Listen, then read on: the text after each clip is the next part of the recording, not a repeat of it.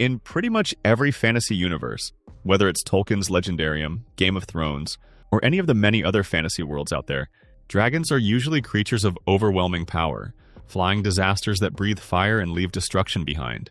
But when we look at the Lord of the Rings trilogy, we don't see any dragons at all. Why is that? Was Smaug really the last dragon? And what actually happened to the dragons in Tolkien's world? Let's take a closer look in this video.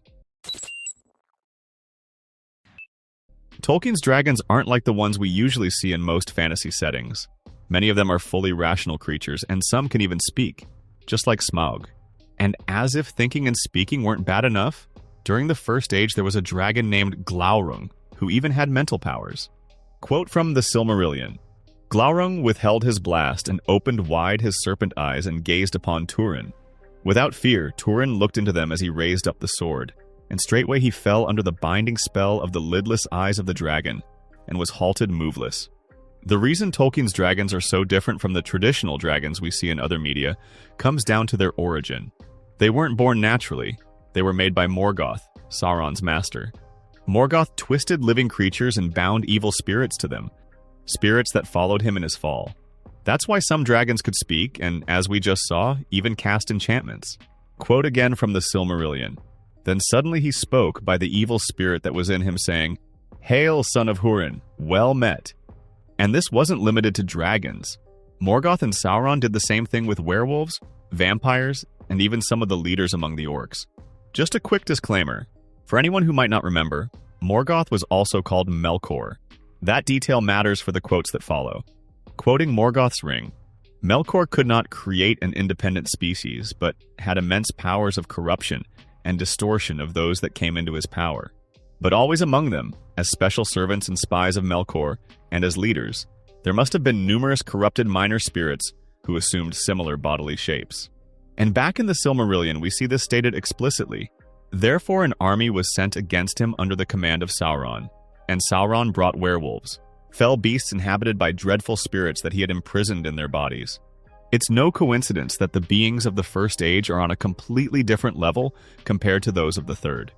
Even though they began as evil spirits, they reproduced over time, and across the ages their power gradually thinned and weakened. But now that we've made this distinction between Tolkien's dragons and the typical dragons from other media, let's move forward with our investigation into what actually happened to them. The earliest dragons, even though they were incredibly powerful, still had some limitations, like the fact that they couldn't fly. The very first of them was basically a walking catastrophe, but he was a land-bound dragon, and that meant his mobility was seriously limited. Over time, though, Morgoth kept improving his creations until he finally developed the winged dragons. And it was in that generation that Ancalagon the Black appeared, the biggest dragon of them all. He's so legendary that Gandalf even mentions him in the Fellowship of the Ring. Gandalf recalls that some of the Dwarven rings of power were melted by dragonfire, but not even the scorching heat of Ancalagon's breath could damage Sauron's One Ring. Quote, It has been said that dragonfire could melt and consume the rings of power, but there is not now any dragon left on Earth in which the old fire is hot enough. Nor was there ever any dragon, not even Ancalagon the Black, who could have harmed the One Ring. But melting rings of power wasn't the greatest thing dragons ever did in Middle-earth. Tolkien states that they were the most powerful creatures Morgoth ever made, except for the Balrogs. As the history of Middle-earth recounts, now those drakes and worms are the evilest creatures that Melkor has made, and the most uncouth. Yet of all are they the most powerful, save it be the Balrogs only. When it comes to their most impressive feat, I'd say it was the moment they forced the hosts of the Valar to retreat for the first time in history. As told in the Silmarillion, he loosed upon his foes the last desperate assault that he had prepared, and out of the pits of Angband there issued the winged dragons that had not before been seen. And so sudden and ruinous was the onset of that dreadful fleet that the host of the Valar was driven back. Even so, the battle was brutal, and even Thorondor, the king of the great eagles, came to fight. By the end of the War of Wrath, most of the dragons had been wiped out. Quoting, Were gathered all the great birds of heaven, and Thorondor was their captain. And there was battle in the air all the day, and through a dark night of doubt. Before the rising of the sun, Arundel slew Ancalagon the Black, the mightiest of the dragon host, and cast him from the sky.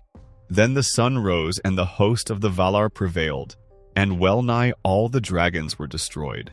This war took place at the end of the First Age, so the scarcity of dragons in the later ages happens mainly because, as we've seen, almost all of them were destroyed. But the key word here is almost. The dragons that survived fled to the far north of Middle-earth, a region called Forodwaith, and there they began to multiply again. Quote from The Return of the King, "There were dragons in the wastes beyond, and after many years they became strong again and multiplied." And this became a huge problem, especially for the dwarves. Why, one might ask? Well, on one side you had dwarves who loved piling up mountains of treasure, and on the other, dragons who loved stealing treasure. That combination was never going to end well. The dragons' sporadic attacks kept increasing until it finally turned into a full-scale war that lasted 19 years. And to the surprise of many, the dragons actually won. That's right. Our resilient, tough-as-nails dwarves, famous for crushing their enemies, lost the war. I mean, saying they lost the war is honestly an understatement. They lost their treasure, they were driven out of their homes, and many of them lost their lives. They even tried appealing to the rings of power that had been given to them long ago by Sauron. Remember the 7 rings given to the dwarf lords? During this war, 4 of those rings were melted by dragonfire in battle. Of the 7 dwarf rings, 4 were consumed by dragons. It was a complete and unquestionable defeat. But going back to the main point, if that complete defeat wasn't already bad enough, the dwarves would suffer another tragedy centuries later. After all, who doesn't remember that Smaug the Golden, the last of the great dragons, would attack the Lonely Mountain and drive the dwarves from their home once again?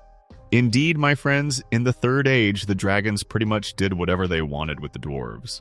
But here we reach a very important question. If the dragons multiplied and completely dominated the dwarves by the middle of the Third Age, then why did they basically vanish by the time of the War of the Ring? Where was the dragon legion that had once brought the dwarves to their knees? We find the answer in The Hobbit. Thorin mentions that once the dragons killed many dwarves and the survivors fled, they eventually reached a point where there was too little treasure for too many dragons.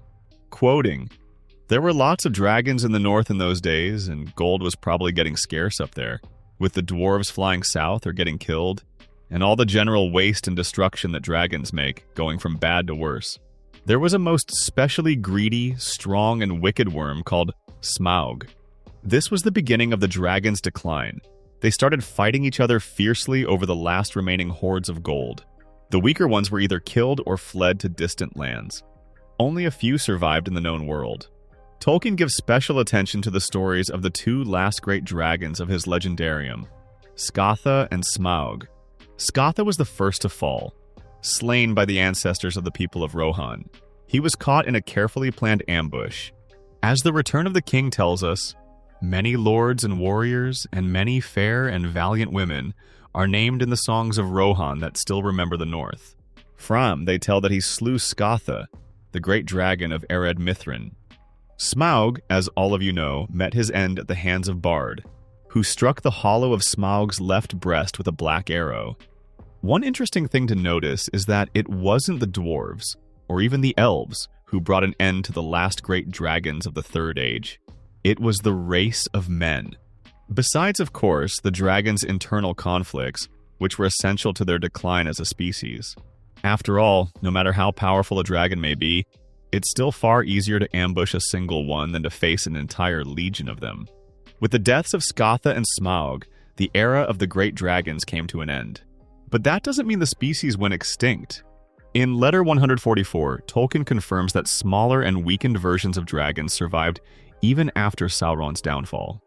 However, these surviving creatures fled to remote regions, far in the northern waste or deep into the distant east, away from the main stage where the great events of the Third Age unfolded. And that's exactly why we don't see any dragons in the Lord of the Rings trilogy. The great ones died, and the lesser ones ran away. If you like this kind of video, consider subscribing and leaving a like for more. It really helps small channels like this. Take care and see you in the next one.